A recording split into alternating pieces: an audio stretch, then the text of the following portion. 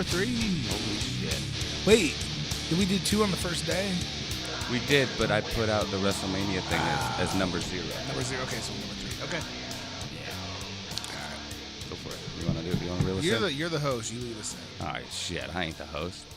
That could be the lead-in right now, is us arguing who's doing the lead-in. No, you're the host, man. This is your place, your equipment, and you know what's funny, man, is we can basically not only do podcasts, but we can keep an eye on your DIY project behind us. For sure. Like It's- people are it looks seeing better. The progress It looks of, better every time. I should do like a time lapse thing over That's time. just it. Yeah, like a flip book. It's just Yeah. gonna be the opening picture of us on our podcast. I like it. There you go. For sure. And now that's the worst lead-in ever. But it's a lead-in. It's a lead-in. We'll nonetheless. take it. Yeah. Welcome to Ohio WrestleCast number 3, officially on Rusev Day. It's Rusev Day. It's also Backlash Sunday. Yes, we're it sitting is. Here, May 6th. Fell on Rusev Day. Just what are the odds? I know. What are Like the you odds? said, what are the odds that WrestleMania and Backlash fell on I Rusev think it's Day? the first time. We'll throw a Google search in later, but Yeah. yeah, it's pretty crazy. Well, Man. that's Happy Siri. Rusev Day, happy Backlash Sunday, and welcome to our podcast. Yeah. Yes. So we're gonna do something a little different, I think, today. We'll start by doing what we usually do. We'll talk about what's happened in wrestling, a little bit of preview, but we're gonna do something a little bit different here later on. But let's go ahead and start talk about the world's greatest Royal Rumble, Saudi Arabia. Yeah. Where to start there? Well, yeah, I don't know about you. I think the way they hyped it on TV, the way how stacked the card was, especially felt like WrestleMania version 2. Yeah. And it then did. I think by the end of the first match, by the end of Cena and Triple H, I think we kind of like realized we're like, this is a big house show. Yeah. You know, essentially a televised house show. they're going to bring out all the big stars. They're going to roll out the red carpet for, and from what I heard, they're making a ton of money. Oh, I bet. But basically nothing really happened. Yeah. Matches weren't bad. Nothing super right home about.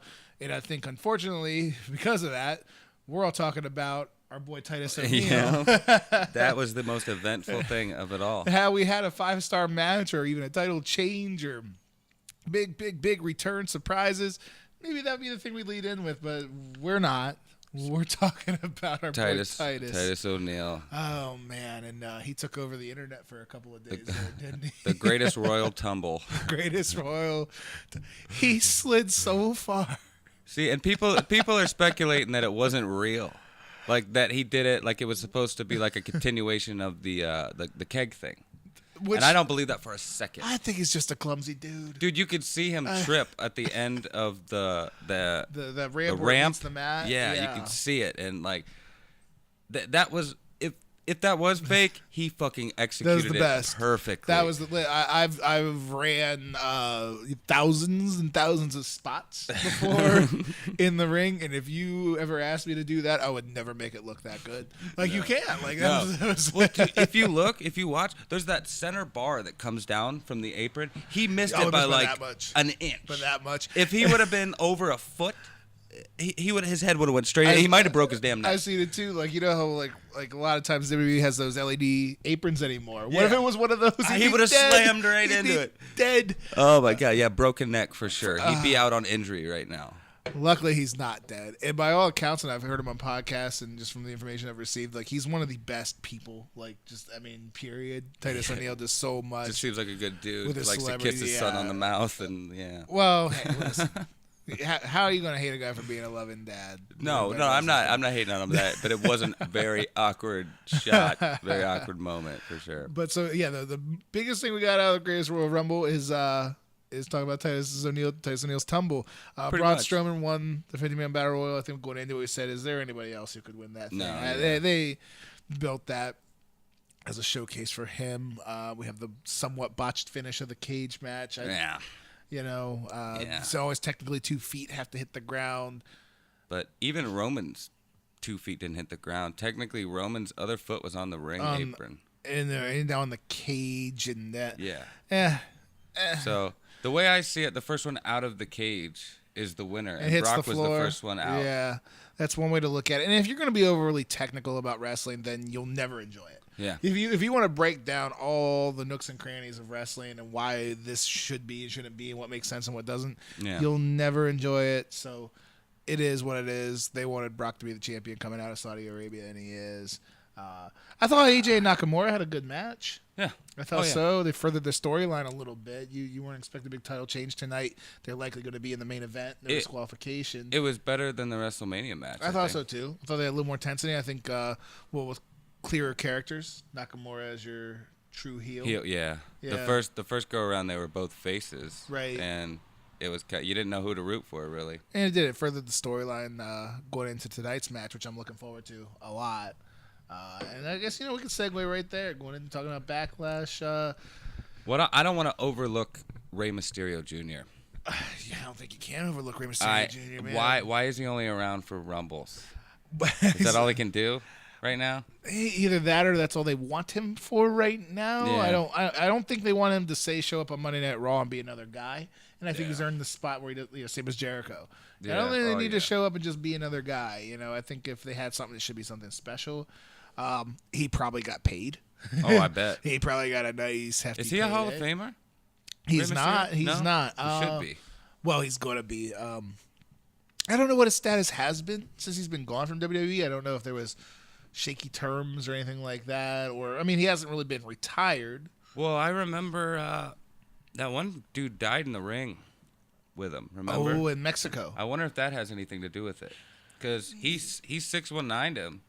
I well, don't know if that's what killed him. No, I think it was dead, the fall on the ropes. Right there. That pretty much, but maybe they don't want to bring that back to light because it's kind of died down. Oh yeah, maybe they don't want to bring that back to light too quick. Like shit, I almost forgot about it until I started seeing him doing 619s in the Rumbles.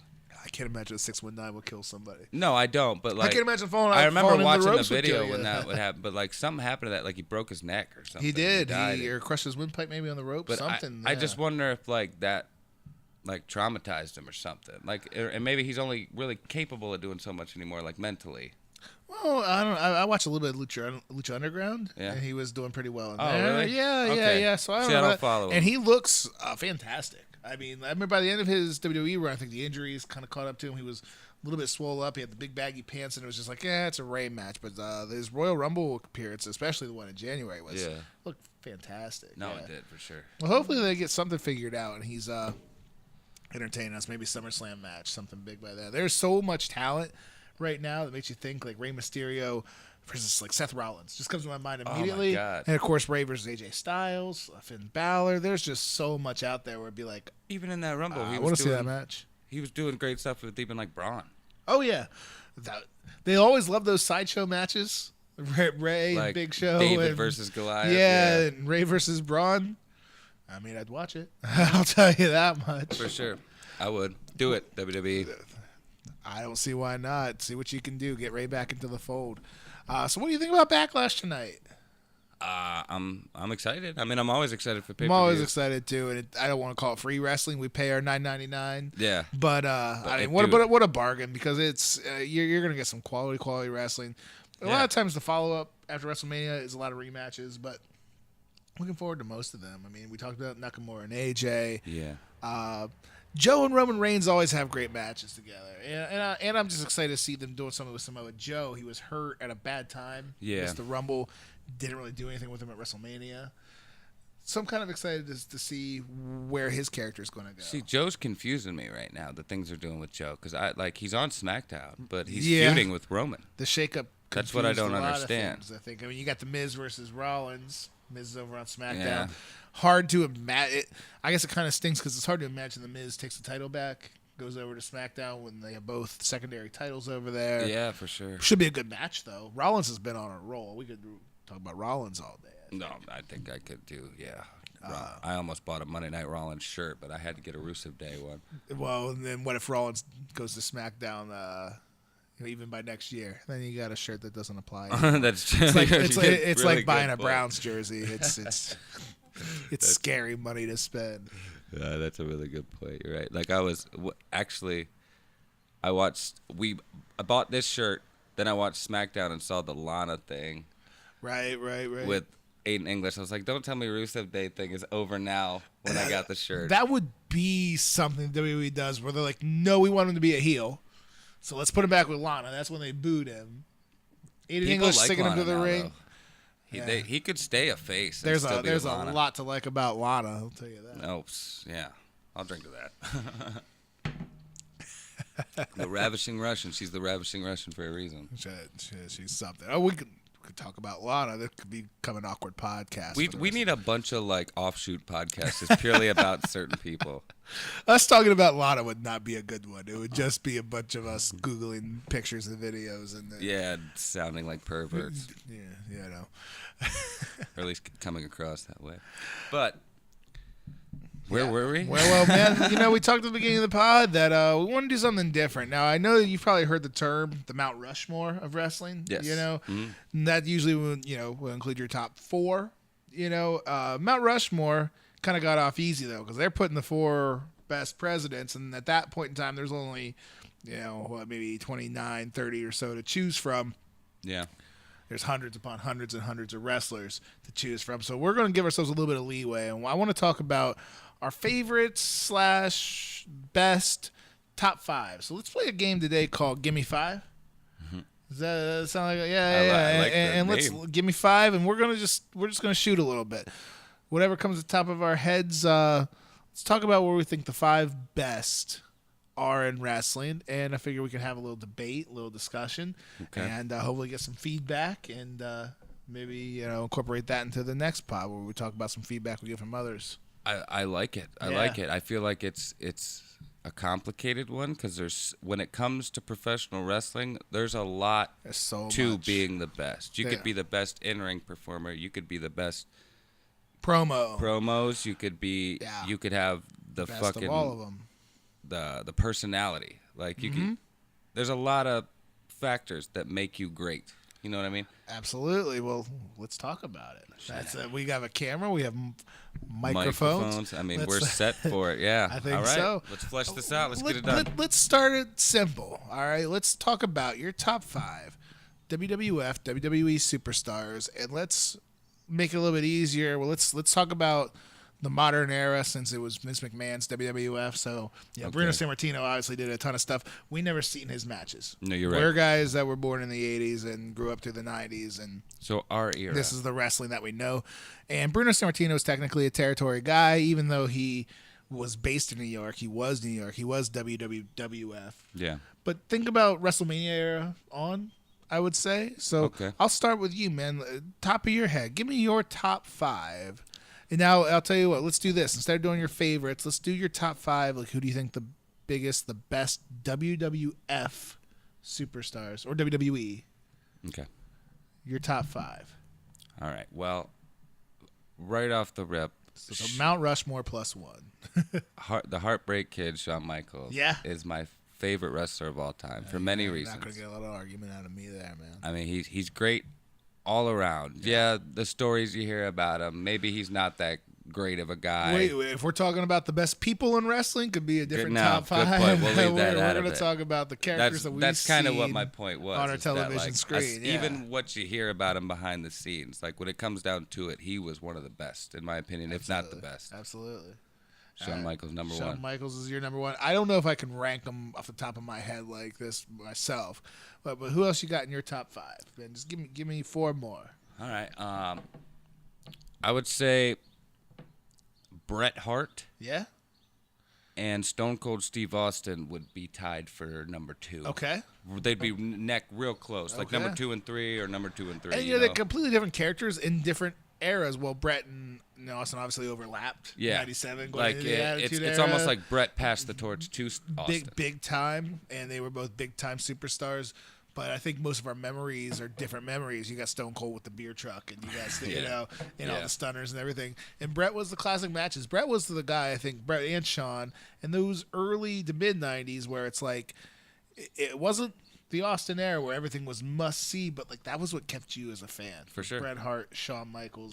I mean, I mean, I watched wrestling before, but I didn't get sucked in and watch every single episode of Raw, then SmackDown when it came out, every pay-per-view, until Stone Cold Steve Austin came along. Okay. That's the way I see it. Like, before that, I loved watching Bret Hart, like, on Saturdays when they were doing, like, Superstars. Yeah, man. Bret, like, and all that stuff. Shawn Michaels. Like, that's how I knew it before. But once Stone Cold Steve Austin came around, I was a wrestling fan. Yeah, Bret Hart could be with a mid-card, undercard guy, but still give you, like, 8 to 10 minutes where it was just like, man, it's the Hitman. Yep. And it was cool. And it was, the gimmick was awesome. When you're a kid, Bret the Hitman Hart is just cool as hell. The sunglasses, the long hair. To this day, if I have anything pink, and I still like wearing pink. If I dress up with a pink tie or a pink dress shirt, I might give a little one of these and give a little Hitman tribute because of the pink and black will always be Bret Hart. For sure, for sure. Well, you got 2 more, man. Who are you thinking? You can't pass up The Undertaker. That's probably the best gimmick of all time. And he's so WWF. Like, I mean, he's to the core. Never wasn't. Right. Aside from maybe when he was like Mark. He was Chapman. He was mean Mark. He was not Mark Chapman. Wasn't that his name? No, it was Mark Callis. Mean Mark Callis. Yeah. He did start in WCW. His name, isn't it? Mark Calloway. Yeah. Something like I knew it was that. Yeah. Something. The Undertaker is WWF, man. And The Undertaker, and we've all probably seen the Monday Night War special on the network and things like that. Where, I mean, WCW would have loved to have him, and he was WWF to the core. He even said that like he could have went to WCW quite a few times, but sure, he was loyal to Vince. Unfortunately, he was loyal to Vince, and Vince has been loyal to him, and now we have the reputation of the Undertaker. That, I mean, he in a world where everything is kind of make believe, you know, the Undertaker still is a larger than life character. Like, you know, like we can break down everybody's individual matches and how good their promos are. We can break all this stuff down, but the Undertaker's just the Undertaker. Like, to us, to people who are, you know, quote unquote smart, still the Undertaker. Yep, the dead man. If the dead man came to your door right now, I'd be like, I mean, I would get the chills. I'd hear the gong. Like, it's still something special about it. Yep, I would hear that too. Like, if I had a doorbell and he rang it and I knew it was him, I wouldn't hear ding dong. I'd hear bong. So yeah, no, I'd be terrified. I'd be psyched too. I'd be marking out once I realized what was happening. Did you see? Maybe it was a year ago, maybe 2 years ago, where he showed up to Quicken Loans Arena for a Cavs game. No. LeBron didn't meet up with him, but like Kevin Love did. Now, I mean, Kevin Love is still one of the best basketball players in the league. You know, big star, and he's like a schoolboy, like meeting the Undertaker. The Undertaker's there in full attire, in the lobby of Quicken Loans, and I mean, all the Cavs were excited to meet him. It was awesome. I would be too. I didn't know that at all, but like, I would imagine even people like who hate on wrestling and would probably, if they met the Undertaker, you can hate like, on wrestling, but the Undertaker, he's a larger than life character. Yeah, it's like meeting Shawn, a villain in real life. Yeah, Shawn Michaels or Bret Hart would be like, they would be normal guys across the street. And yes, they're fantastic professional wrestlers, but The Undertaker is The Undertaker. You would stop what you were doing. Agreed, for sure. You got one more. Can you hit me with one more? Who's your 5th of the top 5 WWF, WWE superstars? Let's see. Macho Man. You are not going to get an argument out of me there. I mean, like, he wasn't, he's no Shawn Michaels. He was Macho Man. Uh-huh. He did, everything he did was Macho Man. It really was. Like, and if you've ever seen the documentary they have, of course, he became Macho Man. Like once he was Macho Man and created Macho Man, he became Macho Man. When the lights are on, he's the Macho Man. And the voice, I guess, isn't a work. The voice is his voice. Now, of course, he turns it up for the promos and you get the hand motions. Yeah. He turns it up to 11, you know. Yeah, as most great characters do. That's basically it. It's yourself, and you turn it up to 11. And that is the Macho Man. Yeah. Cream of the crop. And again, we're talking characters, man. Imagine seeing the Macho Man with the big 10-gallon hat and the colors and the tassels and the big sunglasses and the over-the-top mannerisms. Yeah, dude. You would know the Macho Man anywhere. The Slim Jim commercials, of course. I mean, you could never watch a wrestling match in your life. Everyone knows knows the Macho. who Macho You would Man know is. who the Macho Man is. Even people that don't watch wrestling know who Macho Man Randy Savage is. Absolutely. Well, see, mine. We'll get off of this one pretty quick because I share a lot of yours. We're talking the top 5 guys. Listen, now this isn't my favorite, but Hulk Hogan he's the Mount Rushmore of WWF, and Hulk Hogan brought so much mainstream attention to the WWF. You got to think now. I was a baby and you weren't born yet when it was the Hulk Hogan era. Yeah. When it started. But before that, wrestling was just kind of like, you went to the wrestling match. Yep. And, it'd be on your local TV. But Hulk Hogan, I mean, they had cartoons and they built WrestleMania around him with Mr. T, who was a top television star. So Hulk Hogan was he was on the cover of Sports Illustrated. So Hulk Hogan brought professional wrestling from like the, if you're a fan of it, you're a fan of it, and you're not. He brought it to everybody's attention. Everybody this day knows who Hulk Hogan is, and he, the company became what it was, large in part to the Hulkster. So again, not my personal favorite, but you're talking top superstars. He's on there, and easily 1A, 1B is the other guy who brought it to the next level, and that was Stone Cold. So Stone Cold's definitely right there with it. No, I agree. You can't leave out Hulk Hogan in any way. Like the only reason I didn't pick him is because I was never really a huge fan. And I'm not either. And me with the way I look at wrestling now can go back, and again, you're not going to go back and watch Hulk Hogan matches because they're the best matches you've ever seen. Yeah. But I mean, the reactions are, the reactions are, and what wrestling was then, and what he meant to it, into the WWF, which WWF now is wrestling. Yeah. Of course, we know there's so much more wrestling out there, but the way UFC is to MMA. WWE is to pro wrestling, and that was Hulk Hogan who really brought that into the fold. And you think about the match with Andre the Giant, him passing the torch and everything. It's hard not. We all know that Macho Man versus Ricky Steamboat is a way better match in the ring. It's better for us to turn on and watch. But there was 90,000 people there, and Hulk Hogan and Andre brought the crowd in. Yep. And that's nothing. 90,000 people is insane, especially back then. And then Austin is right there with him too, because Austin took wrestling. Again, wrestling had a real down period as a whole in the early to mid 90s. Was cartoony. The stuff that Hulk Hogan did with the big cartoonish villains was fine in the late 80s and stuff, but it kind of died down, and the formula wasn't working anymore. Yep. And Stone Cold Steve Austin flipped the formula. Turned it around to must-see. The world was changing. Even you look at music in the early 90s, the whole world was like becoming modern in a way. I mean, is that not the perfect word? Generation X. Generation X attitude. That was WWF attitude, but the whole era was attitude. It was everything was extreme sports. Yeah. Everything was just turning it up to 11. We were maybe a little bored with the status quo.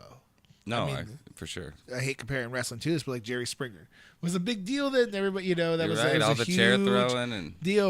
All the talk shows, Oprah and Donahue that we grew up on, kids were just boring people talking. But Jerry Springer was, oh my God, this is crazy. Yeah, that's what wrestling was like. Oh my God, this is crazy. It was entertainment. You couldn't wait to see what happened next. Yep. And Stone Cold was a part of that. Wow, I never thought of it like that. That's crazy. Jerry Springer's a good comparison and like side by side thing with it. Now here's the thing. I hate cutting out the idea of Shawn Michaels, Undertaker, or the Macho Man, but I gotta include John Cena in this top 5. I have to. You are not talking my personal favorites, but if you think a top guy, he won his first world title in 2005. Here in 2018, we can finally say he's slowing down. So that's a good 12 years on top. Hogan didn't have that in the WWF. No. Hogan came in like 84, was gone by 93, and nobody, and like the Hulk's Austin's run was 97 to like 2001. Yeah, you know what I mean? 2002, I guess I should say. The run he's had, John Cena's in there. John Cena, for what wrestling is and has been in the 2000s, really, it's been John Cena's WWE. He's got to be in that top 5. No, I'd agree. I mean, as much as I'm not a huge John Cena fan either, but he is kind of like the Hulk Hogan of the new era, the modern era. Same thing as we talked about Hulk Hogan. Everybody knows who John Cena is. Yep. Everybody does. Yep. We love Seth Rollins. Seth Rollins could easily be a top guy. AJ Styles is probably the best wrestler in the world, but I don't think everybody in town would know who they are by their face. I know who John Cena is. No, I absolutely agree with that. That means something, to the company. If you're saying you're the best in the company's history, John Cena's in there. So that means I honestly think Shawn Michaels is the best wrestler of all time. He's cut from my top 5. The Macho Man Randy Savage is the Macho Man, as he's everything we said about him, and the Undertaker is the WWF to me. You're right. He really, really is. So somehow Shawn Michaels gets cut out of my top 5. I see why you do it. That's what I'm saying. We can have banter, have discussions. Yeah. And now we started. I think that one might be the tough one because WWF again has, transcended so many years, so many generations, so many great superstars. Kind of tough, man. You knew somebody wasn't going to make the cut. I feel like this is something we could continue to do. Like we could do like our top 1 a whole podcast, then our top 2 like a whole podcast. Like that's the way to really do it. Like sit down for and hours decipher. about what Stone Cold Steve Austin means to us. And we both cut out The Rock. Yeah. Who is the biggest star out of any of these guys. Now, I only cut him because his run on top was even less than Austin's. And even when it was Austin and Rock, I always thought Rock was just that one step below him. Yeah. So we're both cutting out Rock, who is again, the biggest star out of any of these guys. He might be the friggin' president in a few years. Like, he might be. Yeah. And in the end, too, like, it's top wrestlers. Like, yeah, they may have been great, but in the end, like, The Rock isn't wrestling anymore. Like, he's a movie star when it comes down to it. Like, this is the Mount Rushmore of wrestling. So if you're talking the biggest stars from the WWF, then I guess The Rock is there. But if you're talking our top five greatest wrestlers, you know what I mean? Like Stone Cold, yeah, he did movies and stuff, but his career was wrestling. Rock, his career started with wrestling. Yeah. That's the way I see that, anyway. And you know what? I hope somebody comes to us with a different angle on it, and we'd hear it out. That's what's great about wrestling. Yeah. That's what's great is that we're not wrong or right. Yeah. We're just not. It's opinion, and we can sit here and talk literally all day about it. But you know what? I kind of want to move on. So we did WWF. Let's do a little bit easier because we're going to get a little shorter time frame. WWF was probably our favorite growing up, but the one that was right along with it was WCW. Okay. So WCW started late 89, 90. Before that was NWA, Jim Crockett Promotions, stuff like that. So if you're thinking like Harley Race, you don't have to worry about it because he was a territory guy. He was never really a WCW guy. Gotcha. So you got a top 5 that was the top 5 for WCW. See, this one's going to be harder for me because I was a WWF guy. I was too. You want me to start? Yeah, maybe I can start and give you. I started the last one. Go ahead and start. All right, so Ric Flair's number 1. Yeah, is that important? No, it's just it won't stop. I'm just trying to silence it. Well, we could edit that part. No, it's all good. We don't even need to. But Ric Flair's number 1. Ric Flair didn't make that WWF list because he only had a really brief run in WWF the first time around. Yeah. And then by the time he came back, it was after Ric Flair's era. But Ric Flair's number 1 because growing up, it was always Hulk Hogan and Ric Flair. Those are the two most recognizable wrestlers. Like, growing up when we were young. For sure. So Ric Flair's number 1, and he was, 90% of the time was WCW guys. So number 2 then is Sting. And I'm not even a big Sting fan. I never was. Never really bought in. Going back on the network, watching his early stuff, there's some pretty good matches back in the early 90s, late 80s. They got to the Crow thing, which was huge business. NWO. Agreed. Huge business for him. Not my personal favorite. Really? No, just that's my preferred Sting. That's honestly. Your preferred Sting. A lot of people is, man. Well, that was at its biggest. Yeah. A lot of people remember the Surfer Sting, but Crow Sting is when everybody was watching. Yeah. So everybody knows that. So, but in all fairness, Sting is number 2, WCW, and again, absolutely not my favorite. But Goldberg represents WCW. Goldberg was You're looking at it pretty much the exact way I'm going to look Goldberg at it. was a homegrown star. They built him. They pushed him. They did things right for the streak and everything. I mean, they made a superstar. They plucked a guy basically out of nowhere and made their own superstar to counteract Steve Austin at the time. And WCW was winning. Yeah. Goldberg in front, man. They were winning. Oh, you're right. I believe it. And I got, Lex Luger comes to mind. DDP comes to mind. But I'll cheat a little bit with WCW, and because this is some of the people that I do like, and I'm going to say the Steiner Brothers. Oh. I'm going to say the Steiner Brothers. Again, had a cup of coffee in the WWF. Yeah. 92 and 93, they were there. but really they were WCW guys before. They went back to WCW after, and they were there to the end. Scott Steiner ended up being a big star. Rick, not as much, but as a tag team, I mean, man, if you ever have some time on your hands, go back and watch some like 90, 91 Steiner Brothers in WCW. There's nothing like it. No, I bet. There's nothing like it. Those dudes were I'm sure they awesome. Stood out in that early era. Scotty especially was built like a brick house.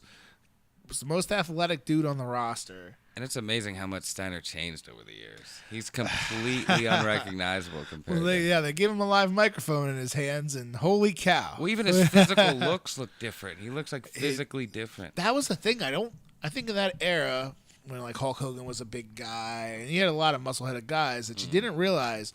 Go back and look at 90-91. Scott Steiner was huge back then. And Rick was always known as the powerhouse, but it was basically because Scotty was the guy who could fly too. Scotty was 91. Scott Steiner is out of this world, man. I can't encourage anybody watching this, and you, my friend, can't encourage it enough. Go back and watch some old Steiner Brothers matches, and you'll be blown away. They're fantastic.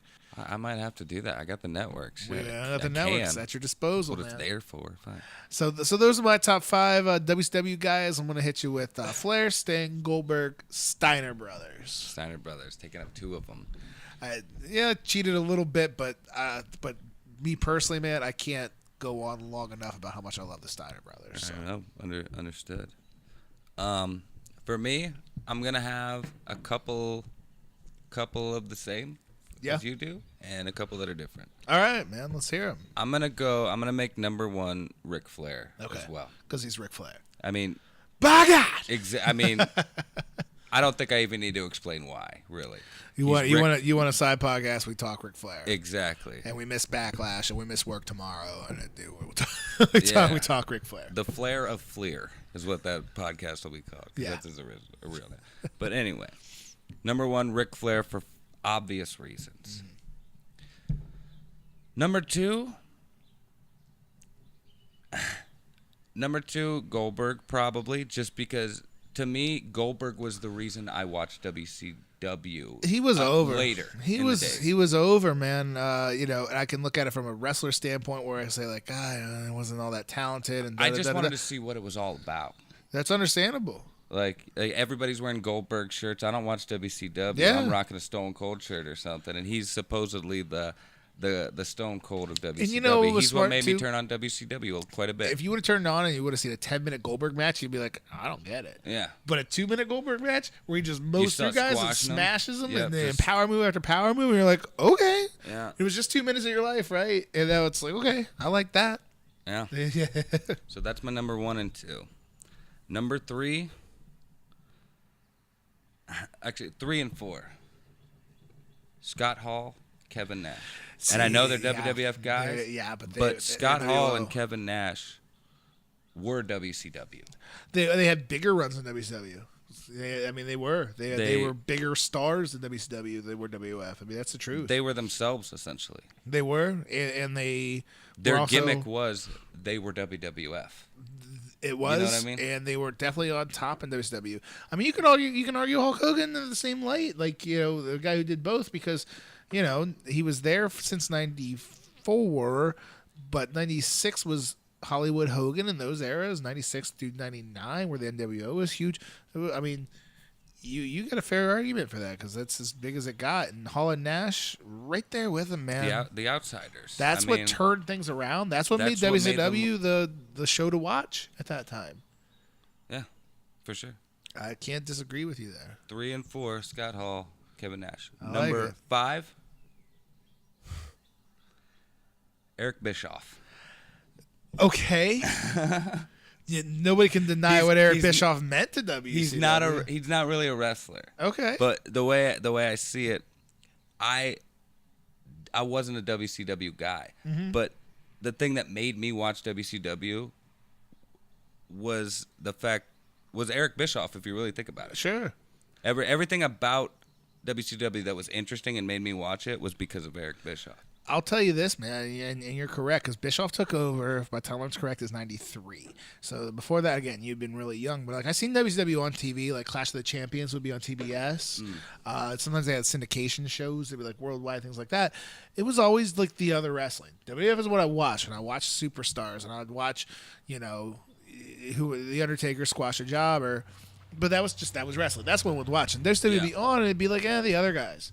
Arn Anderson would be on there. Like, I love Arn Anderson today, but like that'd be it's just the other guys. For a while there, it was the old guys. The old guys, and it wasn't as flashy. The production wasn't as good. Yeah, you know what I mean? Cheesy, it was more. It was better wrestling probably, but like that wasn't what you wanted when you were a kid. When Eric Bischoff took over, he changed all of that. It was WCW's Attitude Era. Those early Monday Night Raws, were just, again, kind of just regular shows, and then the first Monday Nitro they had inside the Mall of America, if you remember. And it was something different. And they brought out Lex Luger. It was a big deal because he was just on WFTV the week before. Yep. Big deal, Ric Flair's thing was on there. And all of a sudden, and then, of course, going into 96 when you had Hall and Nash show up, that was Eric Bischoff behind that. Yep. Eric Bischoff was WCW. Cannot deny that at all, man. No, that's why he's number 5. You know what I mean? I like it. Because he's not a wrestler. But Eric Bischoff, to me, is on the Mount Rushmore of WCW. Completely fair. We'll go to the big 3 through that era. Were you an ECW fan? Okay. See, I did watch ECW like towards the end of when ECW was actually ECW. Gotcha. Yeah, I didn't see ECW in 93, 94. It was really starting. I had no idea about it. The pay-per-view era started in 87, and that's about where I started following. Okay. So this might be a little bit quicker, but that's all right. We could probably run through ECW. Do you have a top 5 guys that really represented ECW to you? If you think ECW, who are the 5 guys that come to mind? First guy I think of when I think ECW first 2 guys I think of are Sandman, Tommy Dreamer. Absolutely. Tommy Dreamer is the Sting / John Cena. I mean, he's the guy. Yeah. In ECW. He's essentially Mr. ECW. Yeah, he's the guy there. And then the Sandman, I think. He's the Stone Cold of he represents what ECW is about. That greatest guy smoking cigarettes and drinking beer to the ring, He looked like Rutger Hauer in Blade Runner had a baby with Stone Cold Steve Austin, and here was Sandman. It's a fair analysis. He had the blonde hair, like he just looked crazy. The Sandman looks like the neighbor that we all have. The one that's listening to Molly Hatchet in the garage, and he's got the car that's up on the stilts. It's always being worked on, and he's smoking cigarettes and drinking Budweisers. Yep, lawn needs mowed. Lawn probably needs mowed. Is he you? Yes, my lawn needs mowed for the people knowing. But yeah, he can't mow the lawn because of the car parts in the yard. He can't see them. And he's gonna fix it. He's gonna fix it in about 3 days. He's gonna be done. Yeah. No, those 2 are absolutely that's ECW for sure. You got 3 more? Obviously Paul Heyman would be on there, but he wasn't a wrestler. So I won't count him as my number 3. I would count Eric Bischoff. I put Eric Bischoff, so yeah, number 3, Paul Heyman. I might even say Paul Heyman number 1 because it was his. Yeah, it was, and there was a whole different deal. When we talked about the Attitude earlier, he was ahead of the curve. He was ahead of the curve on that because ECW started in 93, 94. Extreme, he was a little bit ahead of that. Think about it this way: he basically created the Attitude Era because Stone Cold Steve Austin basically created that character in ECW. Yeah. He went to WWF, and they turned him into the Ringmaster, or something like that. And he was just like, I don't like this, and wasn't he with Ted DiBiase? He was. Ted DiBiase was his manager because they thought he couldn't talk. Yeah. Isn't that something? Yeah. How crazy is that? Because he was killing it in ECW. So you could. He wasn't there long enough or didn't do enough in ECW to put Stone Cold on the ECW. No, not at all. Paul Heyman was essentially made. He saw something the Attitude different. Era. Yeah, he saw something different. Brian Pillman and his saga went through ECW and was very big there. Yeah, I mean, Paul Heyman is ECW, so you're going to include him. You're not going to hear an argument from me. Yeah. You got a couple of wrestlers, though, that you think represent ECW? See, there's I bet if I sat and thought about it for a minute, I could think of a few, but the only other ones that come to mind are like Just Insane. Just Incredible? Just Incredible, yeah. That's Just what it was. You remember, Just Incredible was in the WWF? Oh. It was Aldo Montoya. Really? Aldo Montoya, the yellow jockstrap on his head? Yeah. So a job guy in the WWF. All right, so Just Incredible did become a big star in the WWF, or in ECW. Yeah. Basically, back then, they had a working relationship, WWF and ECW. Like, oh, yeah, I know that. Vince basically didn't want the ECW guys getting plucked from WCW. He'd want their top guys going to him if he could. And in return, Vince would send some of his lesser guys over to ECW. And Aldo Montoya was one of those guys who weren't doing anything with him.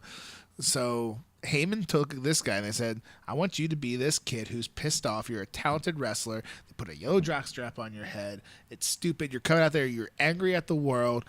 And go get him. Wow. And Just Incredible took off. And was one of their absolute top heels for the last couple of years. I didn't realize that at all. I didn't know that. So that was Paul Heyman taking a guy, but whatever it says about Heyman was he would always highlight your attributes and hide your negatives. Yeah.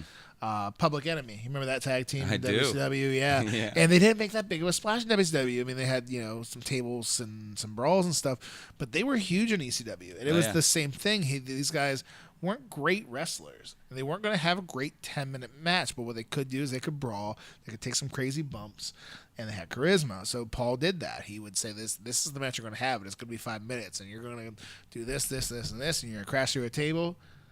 And everybody was just like, oh my God, the Public Enemy. We got to have these guys. WCW bought in. We got to have these guys. And then when they just got left to their own devices, they're just another tag team. See, Public Enemy. Heyman was amazing at that. You're absolutely right. See, I forgot about Public Enemy, but to me, Public Enemy was kind of always just a more gangster Dudley Boys.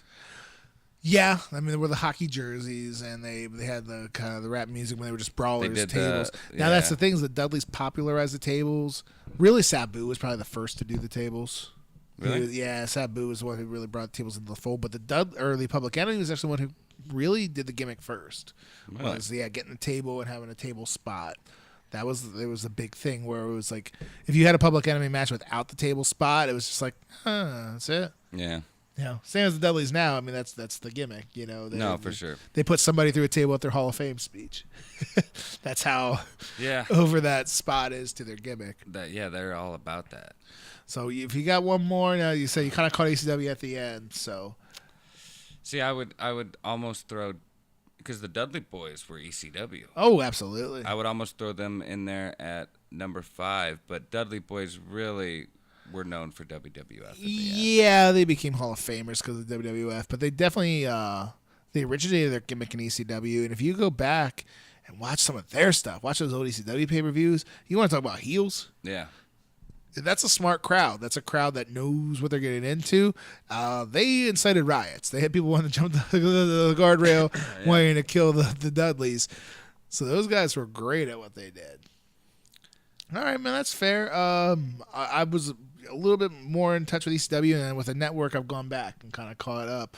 I guess I could do that. Absolutely. Tommy Dreamer and Sandman are just the two guys like you said. I mean, we talk about them. Those guys represent ECW.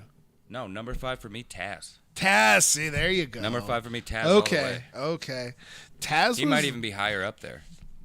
Taz was a Heyman creation too. They basically, Taz didn't bump unless Heyman wanted him to. Yeah. Taz definitely didn't get beat unless Heyman wanted him to. He created, the shooter. And you got to think this is late 90s, so the UFC isn't what it would become. No, and he was pretty much billed as like an MMA fighter. Exactly. And now you think, when Ken Shamrock came along, nowadays there's hundreds and hundreds of MMA fighters where it's, okay, you're an MMA fighter. Yeah, there's a lot of guys. Back then, bringing Ken Shamrock, he's the world's most dangerous man. It's a badass. And they built Taz that way even a couple years prior as this shooter, as this guy this guy's for real. This guy will choke you out. He'll suplex you on your head. Yep. Dangerous dude.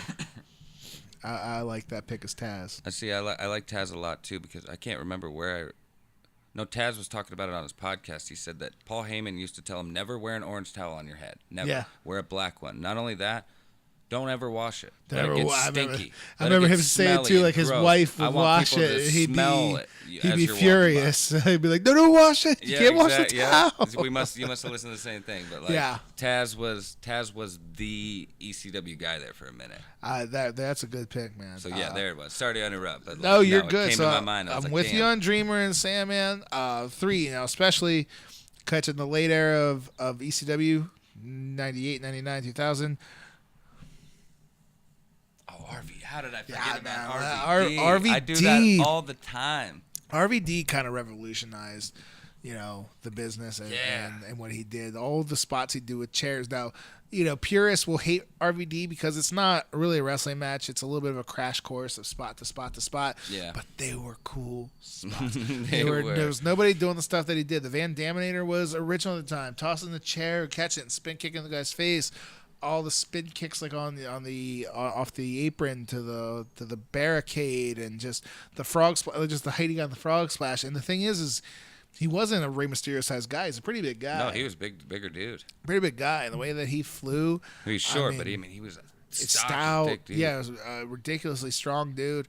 And I think the RVD character was just perfect for ECW, where he looked like a guy that should easily be on Monday Night Raw or Nitro, and that was the same as Monday Night. Look, the Sandman was like, all right, this is the guy, the beer swilling like brawler in the bingo hall. Okay, he's ECW. RVD looked like a real wrestler, and he was a guy that but still representing ECW so well because of that. And then I can't ignore his tag team partner was Sabu. Oh yeah, Sabu again, man. Sabu, the Independents now. I don't know about you. You probably read the WWF magazine, but if you ever go to the store, go to Walmart or back in the day, Hills. Oh, wow, Hills. Yeah, right. Did you ever go through the racks and you see Pro Wrestling Illustrated? Yeah, I buy it every now and then. Every once in a while, man. PWI 500. Yeah, they would. I bought a couple of the women of wrestling version they put out, all the different, like the top 100 list. They did. They had the top women list. I still even have those. But wow, the PWI was like, you would get it because they talk about WWF and they talk about WCW. Mm-hmm. But then they'd have like independents and stuff too, and there would be names that you would see almost every single issue you'd pick up. Right? Yeah. And Sabu was one of them. And Sabu, they had the pictures of him. They had the Hannibal Lecter mask on. And, this dude that was, you just see tables and chairs and just this debris. And this is like 94, 95. So it was before, this all got big in the WWF. Yeah. So you wondered about Sabu. You'd see him do these moonsaults and all that. So then you finally watch him in ECW. And this dude, now, granted, he botched. He botched probably a good 25% of all the stuff that he did. But think about a guy running off of the ropes, 1 foot on the chair, then to the top rope, and then moonsaulting back, and lots of times on a table. Just the stuff that he did was really revolutionary at the time. There was hardcore guys. There was guys that could brawl. There was guys that would use weapons and stuff. But the way that he would be innovative with it, there wasn't anybody like Sabu. Yep. And that was an ECW guy. He was there really the entire time, minus a cup of coffee and WCW he had. Yeah, I like that term you used. Like he was just there long enough for a cup of coffee. I like it. So Sabu's my number 4. Number 5, there's a lot of guys I could throw in here. Taz is definitely an ECW guy. Shane Douglas, with the franchise Shane Douglas, was their first ECW champion. Yeah. Meant a lot, but I'm gonna go with Raven.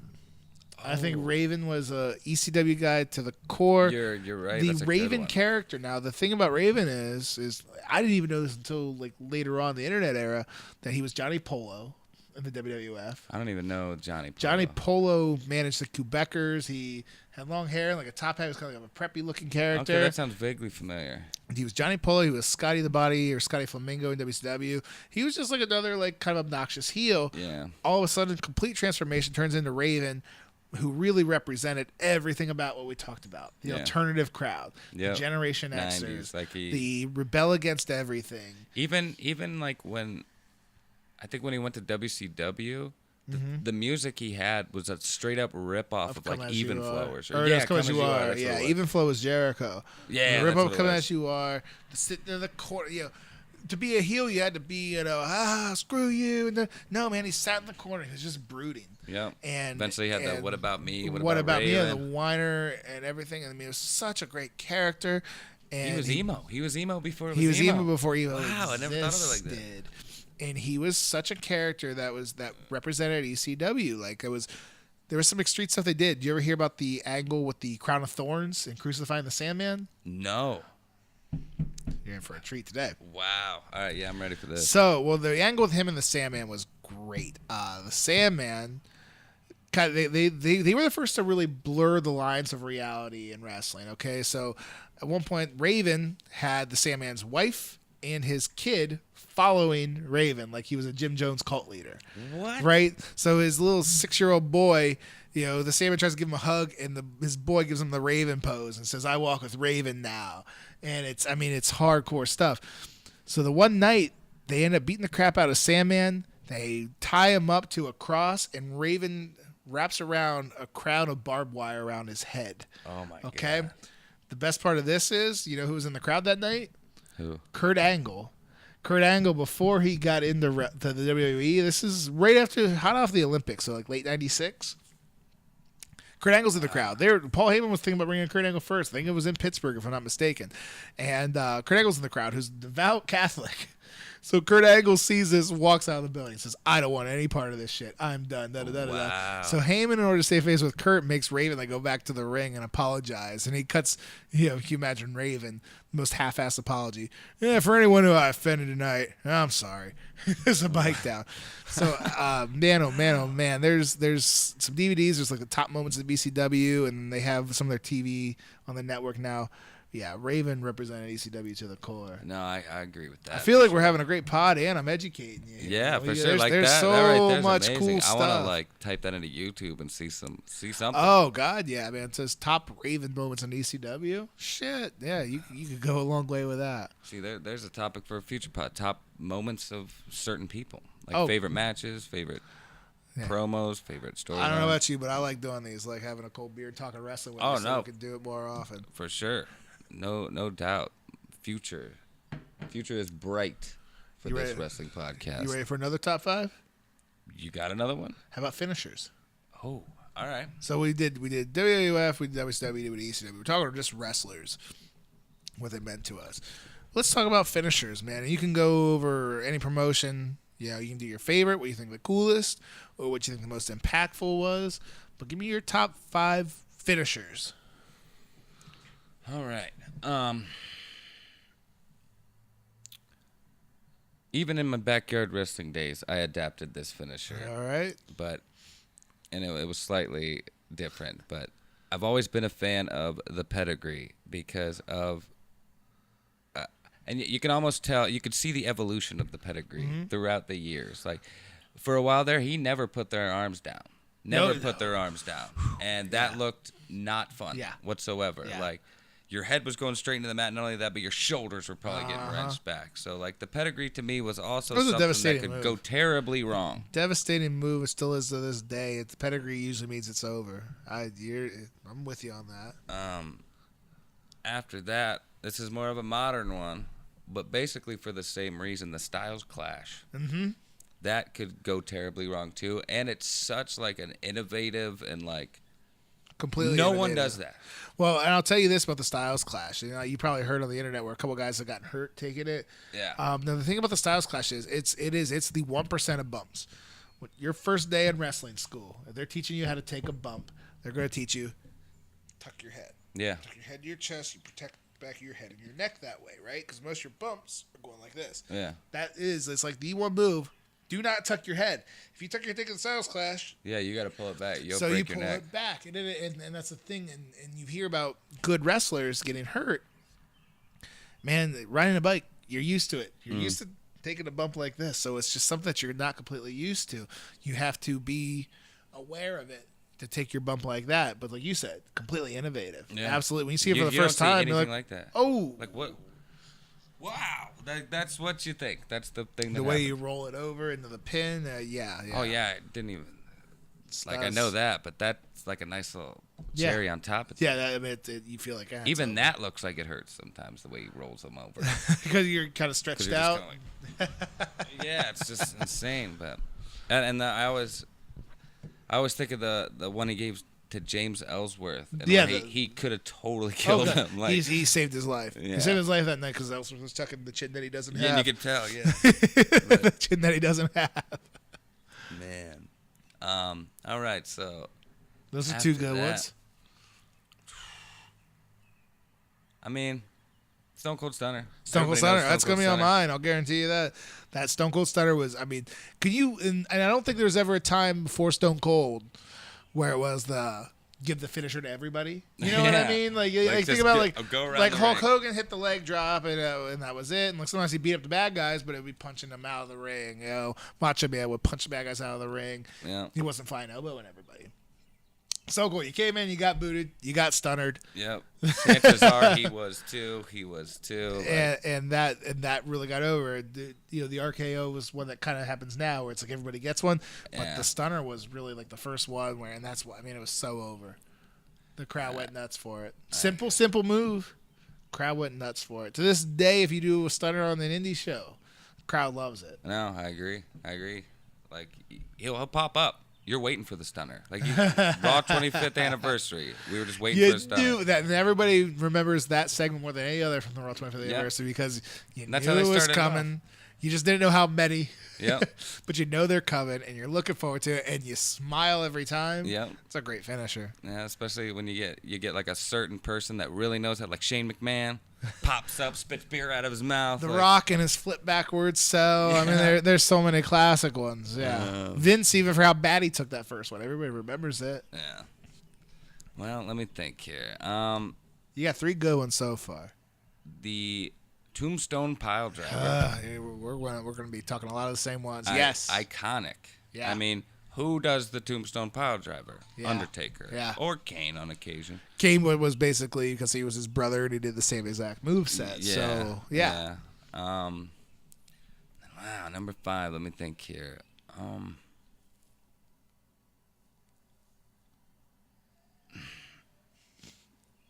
It's all right, man. Take your time. There's so many wrestlers, so many great finishers. The RKO would be a good one because it's out of nowhere. It's such a surprise sometimes. And he adapted that from the Diamond Cutter, which was crazy over. Yeah. You could lump them together if you wanted to. Yeah.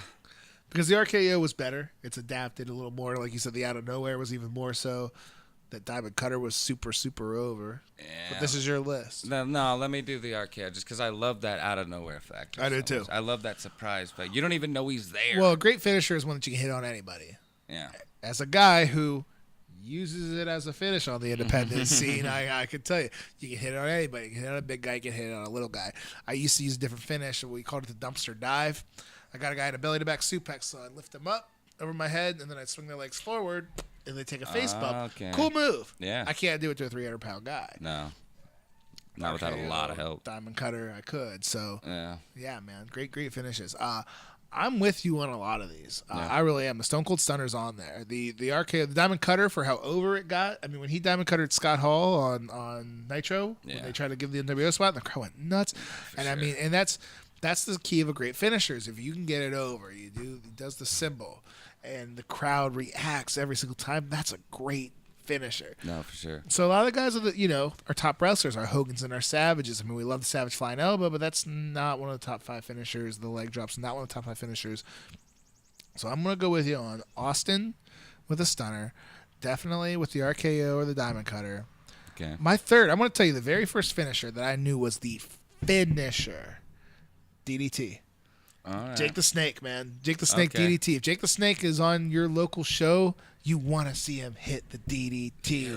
You're right. See, the DDT is so used by everyone now, not as a finisher. It's hard to even consider it a finisher. Well, there's tornado DDTs off the ropes, and there's all sorts of variations of the DDT. But still to this day, Jake the Snake hits a DDT. It's a finisher. It's done. That might be my number 1. Like that's like a finisher to me, the DDT. No, I can agree with that. Yeah. So when we're talking about finishers being over, I think the DDT's on there. So many cool finishers, I thought RVD's 5-star frog splash was like out of this world. Like that was just like the coolest thing to watch for. I think the Styles Clash is really, really cool. But we're gonna talk finishers. The Undertaker's Tombstone's on there too for me. See, I told you this would be easy. That's too iconic not to be on. Told you this would be easy. We have. Yeah, that was easier than I thought, actually. The tombstone's it, man. It crosses the arms and the eye roll back. Oh, even the pin at the end too. At the end, it's iconic. That's such a great finisher. I wish Ric Flair's figure 4 leg lock could be, but he never won with it. Everybody got out of that. So I need one more. We got the DDT. We're doing the stunner. We're doing the RKO. We're doing the tombstone. All right. I need one more. It's gonna be a good one. I know. I can feel it. Well, see, that's the thing is I got a couple rolling around in my head of cool ones, but I'm trying to think of ones that are the end-all, be-all finishers. Okay. And man, having some dead air on here because no, I mean it's a tough decision. Because I don't want to commit to just one and it be more. All right, I'm gonna do it, man. It's a move that's been done. It's overdone today, but the guy who made it popular and made it a finish was Shawn Michaels in the Sweet Chin Music. Oh, how did I tune not up the think band? Of it? And again, finishing a hit on anybody, that super kick, and again. Guys, Dolph Ziggler hits them. The Usos hit them. The Young Bucks, if you ever watch them, made their whole gimmick out of hitting how many they can hit in a match. Yeah. Shawn Michaels hits one. It's over. Yeah. It's over. That's the finish. One of my favorite of all time is the retirement kick to Ric Flair. Sorry, I love you. So emotional. I actually watched that with you, now that I remember. At Evan Wiley's house. Yep. Evan Wiley, come join the podcast sometime. Yeah, buddy. dude, for real. Yeah, man. Shawn Michaels, Sweet Chin Music. I think that's it. I think that's my number 5. Nice. That is a great choice. And I'm honestly disappointed in myself that I overlooked it. You didn't overlook anything. The pedigree's an awesome finisher. The Styles Clash is awesome finishers. There's so many things are going to be left off the list. Yeah, you're right. If we sat in there and talked about that, we could talk about that. We got to think about 5, and it's rough. Well, shit. Well, that's probably a great point to end the show on, too, with finishers. Right? Finishers is finishers. And you know what's great about this is we'll be back, and we can talk about some top 5s and other thing. I'm thinking most overrated, most underrated. I'm thinking about our top 5 batches. We can do this again. We can have part 2s, part 3s. Yeah, we could separate them by titles, everything. And Absolutely. If you have any suggestions, let us know in the comments anywhere. So you're a pro at this. Comments, messages. Tell us what you want to hear, and we'll if you got my number, table. Text me. Facebook messaging. Yeah. A well-written letter. Oh, I'd love to get mail. Send a letter in the mail. Yeah. That isn't a bill? All of my mail is bills and credit cards with 25%. Exactly. Yeah. I don't want those. I'd love a letter saying, talk about this on the podcast. That'd be wonderful. Yeah, for sure. That'd be wonderful. So, any suggestions we'll gladly take, and we'll revisit this topic because I think we had a lot of fun today. Yeah, and anything you didn't like, let us know that too. If you disagreed with us, give us the what for. If you disagree with me, you're wrong, but I'll still hear you out. We talked before we got here. We got a lot of great topics coming up, and I'm looking forward to doing these podcasts and talking wrestling with my buddy, having a cold beer. Exactly. And that's what we're going to do tonight, right? Oh, yeah, watch some Backlash. Let's watch some Backlash, have a cold beer, and talk wrestling. Yeah, and don't forget to like, share, and subscribe. T-shirts available, mattarcher.threadless.com. Follow us everywhere, Instagram, Facebook, and whatnot. And that's all I really got to say. Anything else? That's all I got, too. You can check me out, Wilbur Whitlock. I'm on Facebook. I don't understand any of the other social media, so I'm not there. Yeah. But you can see where I'm going to be. If you check out Wilbur Whitlock, I'll be at an independent show near you sometime soon. There you go. And with that said, this has been OWC number 3. Hope you enjoyed it, and until next time. Bye, Internet.